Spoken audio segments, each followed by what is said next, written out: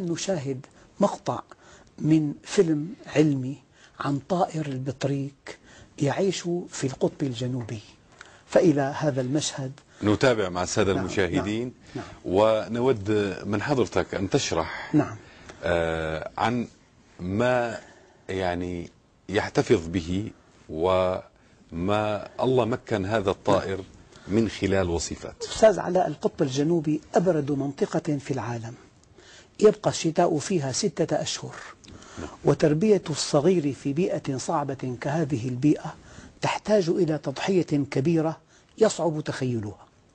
تقوم هذه البطاريق برحلة إلى المكان الذي سيتحقق فيه اللقاء الكبير. تستمر هذه الرحلة أسابيع عديدة، والمسافة التي تقطعها أكثر من 100 كيلومتر، تقطعها مشيا كما ترون وزحفا كما ترون. لهذا السبب تقطع طريقها مشيا أحيانا وبالتزحلق على بطنها أحيانا أخرى. تمشي جميعها إلى الجهة نفسها بشكل معجز. في نهاية هذه الرحلة ستلتقي آلاف البطارقة في مكان معين بشكل محير. لهذا اللقاء هدف مهم جدا، لأن هذه المنطقة التي سوف يصلون إليها يتحقق فيها اللقاء الكبير، وفي هذا المكان ستولد فيه صغارها. هذه الرحلة الشاقة هي بداية المصاعب التي تواجهها والتضحيات التي تقوم بها. والصعوبة الأساسية تبدأ بعد وضع الأنثى بيضها، لأنه بعد وضع الأنثى بيضها بفترة قصيرة يهجم الشتاء. الحرارة في هذا الشتاء تنخفض إلى 50 درجة تحت الصفر، وتهب رياح حاملة معها الثلج والبرد بسرعة 100 كيلومتر في الساعة. الشيء العجيب أن هذه الإناث تترك البيض عند الذكور وتعود إلى البحر كي تصطاد لهذه البيضة بعد أن تخرج من البيضة، وتوكل مهمة حضن البيض للذكور المضحية. يجتمع البطارقة هكذا بآلاف مؤلفة والحرارة 50 تحت الصفر. يضع البطريق البيضة على رجليه ويغمرها بفروته. الله. فلو أن البيضة وقعت على الأرض لمات ما فيها فورا. نعم. نتيجة البرودة. التضحية التي تقوم بها تجتاز حدود الخيال. والبطاريق هؤلاء لا تتغذى أبدا طوال 4 أشهر، تصوم ولا تدع البيوض تصل إلى الأرض لحظة واحدة.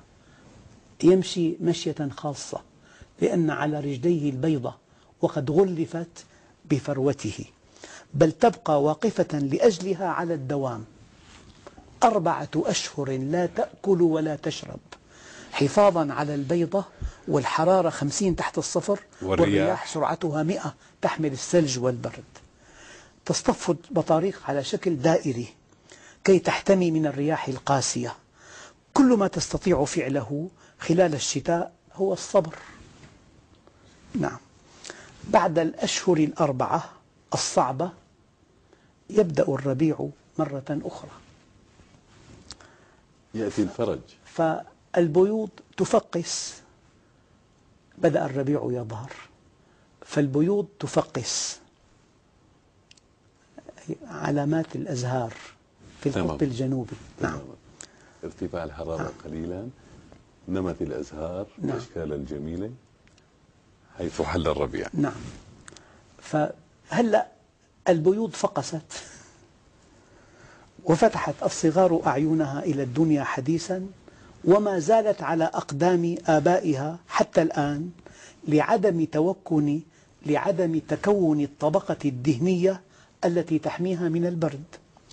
الشيء العجيب أن أول غذاء يتلقاه هذا الصغير غذاء محفوظ في حوصلة أبيه من 4 أشهر، وأبوه في أشد الحاجة إلى هذا الغذاء.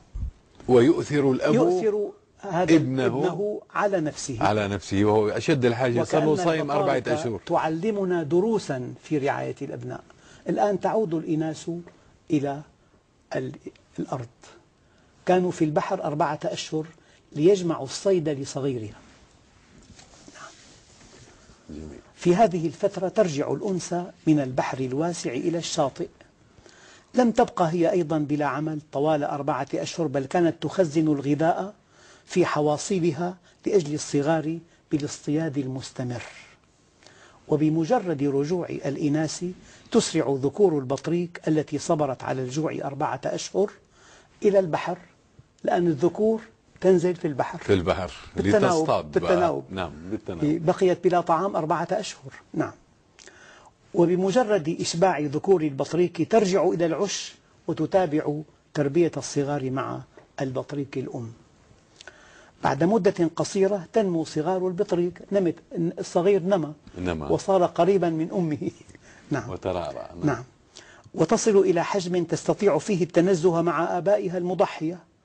لا يأكل البطريق الأب طوال 4 أشهر لأجل صغاره، يبقى واقفا باستمرار كي لا تمس البيوض الأرض لحظة واحدة. جميل. أستاذ علاء، التفكر في خلق السماوات والأرض أقصر طريق لمعرفة الله والوصول إلى وأوسع باب ندخل منه على الله، لأنه يضعك وجها إلى وجه أمام عظمة الله.